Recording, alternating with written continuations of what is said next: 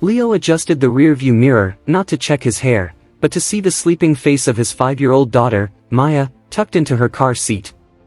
It was 11:30 p.m. in Boston, and the rain was turning into a blinding sheet of gray. Leo was a man of few words and many miles, driving for a high-end black car service to keep a roof over their heads and pay off the mountain of medical debt left behind after his wife passed away. Every shift was a battle against exhaustion, but every dollar earned was a promise kept to Maya. He didn't mind the long hours or the cold coffee, he only minded the silence of a home that felt too big for two people. The ping on his dashboard signaled a pickup at a gala in the Seaport district. When he pulled up, the woman who stepped into the backseat looked like she stepped out of a magazine, but her eyes told a different story.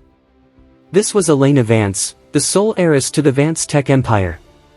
To the world, she was the ice queen of Boston, but as she slumped into the leather seat, Leo saw only a person who looked utterly suffocated. She didn't look at her phone, she just stared out at the rain, her breath coming in shallow, ragged hitches. Leo didn't say a word, respecting the silence, until he heard a terrifying, wet gasp. Elena wasn't crying. She was dying. Her hands were clawing at her throat, her face turning a haunting shade of blue. Leo pulled over instantly, his heart hammering against his ribs. He realized she was having a severe anaphylactic reaction, her airway closing faster than he could call emergency services. He searched her clutch for an EpiPen, nothing. Her pulse was thready, her eyes rolling back. In a moment of pure, desperate instinct, Leo remembered his basic first aid training from his days in the Coast Guard. He saw her throat was obstructed by a localized swelling that required immediate, forceful resuscitation to clear a passage for air. He didn't hesitate. He tilted her head back and delivered a series of sharp, rhythmic breaths, a kiss of life that looked, to any passerby in the Boston rain, like a scandalous embrace. He wasn't thinking about the optics or her status, he was thinking about Maya losing a mother and how he couldn't let this woman lose her life. On the fourth breath, Elena's chest surged. She coughed violently, a sliver of a stray garnish from the gala flying free. Air hissed into her lungs. By the time the ambulance arrived, Leo was back in the driver's seat, shaking, holding Maya's hand as she slept through the chaos. The next morning, Boston was on fire. A grainy cell phone video taken by a passerby had gone viral. The headline read, "Single dad driver caught making out with billionaire heiress in backseat." The city erupted in scandal. Leo was fired from the car service within hours. They cited unprofessional conduct with a high-profile client.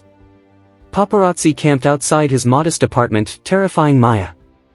He was painted as a predator, a man taking advantage of a vulnerable, intoxicated socialite.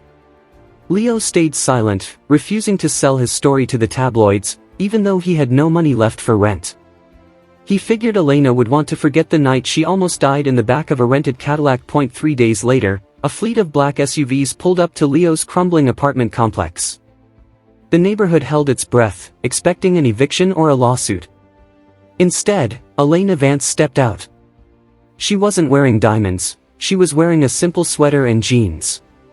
She walked past the cameras, straight to Leo's door. When he opened it, she didn't serve him papers. She hugged him.